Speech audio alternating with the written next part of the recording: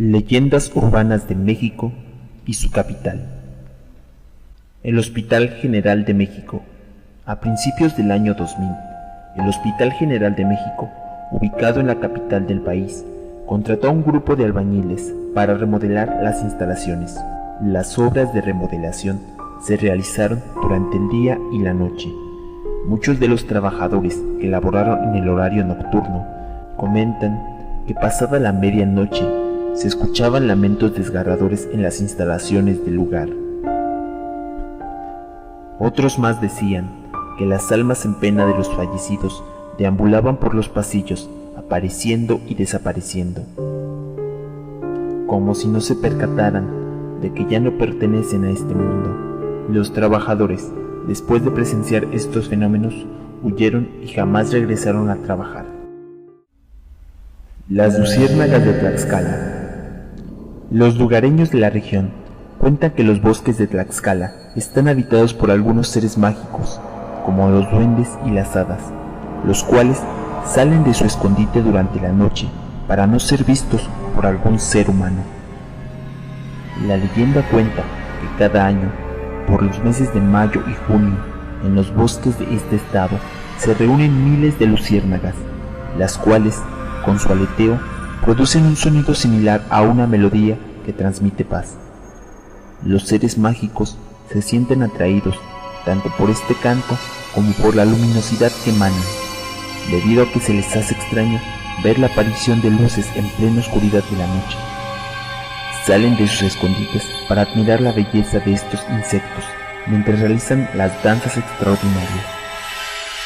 Se dice que tanto las luciérnagas como los seres mágicos conviven en armonía entre sí. Varios lugareños cuentan que, durante varios años, hay un día donde ven mayor actividad de luciérnagas y de estos seres mágicos. Ese día es el 29 de mayo. El monstruo del Ajusco.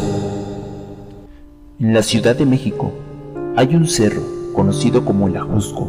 Se cuenta que en la carretera que está cercana a este, durante la noche, en periodos donde no es muy transitada, una figura extraña se aparece frente a los conductores y se levanta, como si se tratara de un oso.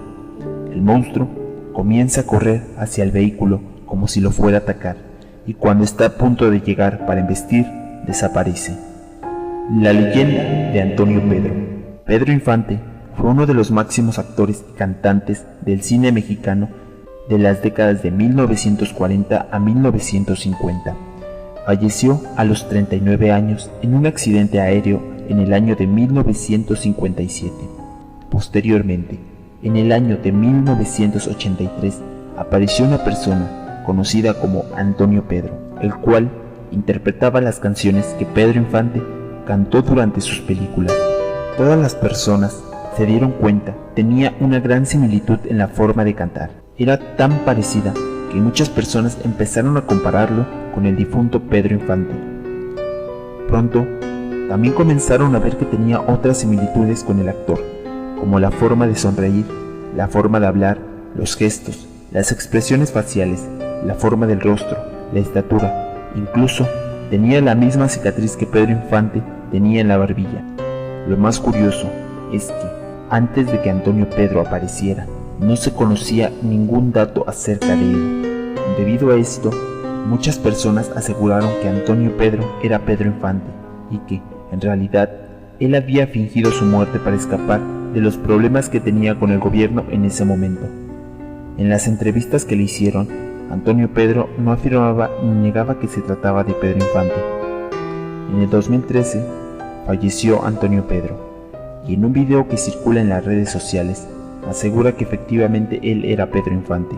Hasta el momento no se ha corroborado si esta persona en realidad era el mismísimo Pedro Infante o simplemente otra persona que se robó la fama de él.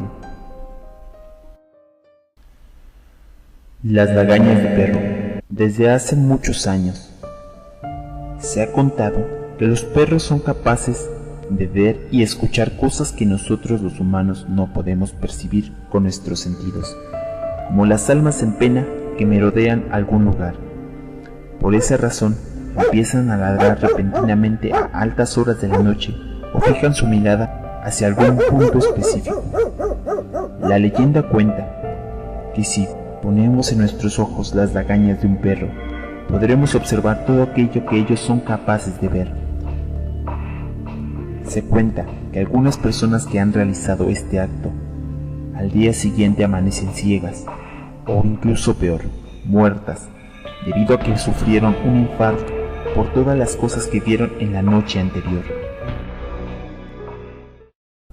La leyenda prehispánica del colibrí. El colibrí es una de las aves más pequeñas del mundo, capaz de mover sus alas de 200 a 300 veces por segundo. Es muy rara la ocasión en la que esta ave llega al jardín de una casa para disfrutar del néctar de las flores que hay. Cuenta la leyenda prehispánica que el colibrí es la reencarnación de algún ser querido que falleció hace tiempo y que, cuando revolotea en el jardín de una casa, lo hace porque vino a visitar a las personas que convivieron en vida con él y avisarles que se encuentra bien. El CEMEFO. El Servicio Médico Forense de la Ciudad de México es una institución en donde se resguardan los cadáveres de las personas que no han sido reclamadas o identificadas por algún familiar o conocido. Los trabajadores del lugar comentan que algunas ocasiones han escuchado voces provenientes de los cuerpos y que, cuando los revisan, no muestran señales de vida. También han comentado que se escuchan murmullos y se desconoce el origen de ellos. Además, que algunas cosas se mueven de repente y otros trabajadores cuentan que algunos cuerpos declarados muertos mueven alguna extremidad e incluso abren los ojos. ¿Dónde estoy? ¿Qué es este lugar? El Muelle de San Blas.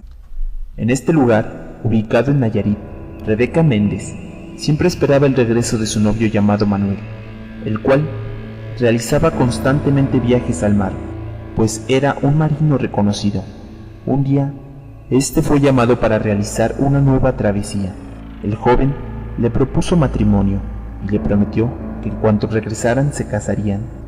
Rebeca, como de costumbre, decidió esperarlo. Sin embargo, nunca regresó, pues Manuel falleció cuando su barco se hundió. Cuenta la leyenda que Rebeca se negaba a aceptar la realidad y decidió esperar el regreso de Manuel. Pasaron los años y ella seguía viendo al horizonte, esperando a su amado en el muelle de San Blas. La gente cuenta que empezó a perder la razón y que todos los días iba al muelle con su vestido de novia, hasta que finalmente falleció a los 63 años. El niño del sismo. El 19 de septiembre de 1985, en la Ciudad de México, se presentó uno de los terremotos más devastadores de la capital del país, dejando a miles de muertos y a cientos de personas atrapadas entre los escombros. Después del sismo, inmediatamente comenzaron las obras de rescate, de las cuales se pudieron rescatar con vida a decenas de personas, entre ellas a unos bebés del Hospital Juárez. 13 días después, cuando las autoridades daban por terminadas las labores de rescate, varios trabajadores reportaron haber encontrado señales de vida debajo de un edificio del centro histórico. Según los reportes, pudieron comunicarse con él mediante golpes que daba la persona a través de las ruinas. Las televisoras declararon que se trataba de Monchito, un niño de 9 años que quedó atrapado junto a su abuelo en las ruinas. La atención de todo el país se centró en esta nueva esperanza y los rescatistas trabajaron desesperadamente durante el día y la noche para rescatar al niño. Sin embargo, días después, cuando ya estaban cerca de la zona, nunca se encontró el cuerpo del niño. Algunos creen que esto fue una noticia falsa, creada por el gobierno para manipular a la gente, ya que las personas estaban furiosas con los políticos por haber mandado ayuda de forma tardía. El 19 de septiembre de 2017, otro sismo afectó a la capital del país, dejando decenas de muertos. En el colegio Repsamen murieron aproximadamente 30 niños. Una televisora de renombre nacional declaró que en este colegio existía una niña llamada Frida Sofía, la cual, según los medios, estaba atrapada debajo de los escombros del colegio y que mantenía comunicación con los rescatistas del lugar. Sin embargo, al día siguiente, la misma cadena televisiva dejó de dar informes de la pequeña, como si nunca hubiera existido. El tesoro maldito. Durante la conquista española, en 1520, Hernán Cortés vio un increíble tesoro en el interior de uno de los palacios. Cuando volvió a ese sitio para llevarse las riquezas, no encontró nada. Furioso de perder esas enormes cantidades de oro, continuó asesinando a los guerreros mexicas. El último gobernante mexica, Cuauhtémoc, fue capturado por los españoles. Hernán Cortés lo torturó y le quemó los pies para que revelara el paradero de ese tesoro. El emperador azteca, que las riquezas habían sido arrojadas al manantial Chancopicán, custodiado por el espectro de Malixin, tiempo después murió. Hernán Cortés mandó a cientos de españoles a recuperar las riquezas. Sin embargo, nunca recuperaron alguna pieza de oro. Además, los españoles que asistían a las expediciones sufrían terribles accidentes e incluso fallecían. Desde ese momento hasta nuestros días se ha considerado que el tesoro tiene una maldición para que nadie pueda encontrarlo y que aquellas personas que intenten buscarlo sufrirán las desgracias del espíritu de Malixin. Se cree que el manantial está ubicado debajo de las unidades habitacionales en la alcaldía Azcapotzalco, dentro de la Ciudad de México. Las brujas. En las décadas de los 80s y 90s, varios niños empezaron a desaparecer extrañamente de sus casas. Incluso, aunque las ventanas y puertas estuviesen cerradas, había una particularidad en estos secuestros.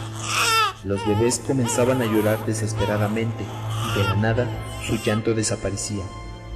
Cuando los padres los iban a buscar, los bebés ya no estaban.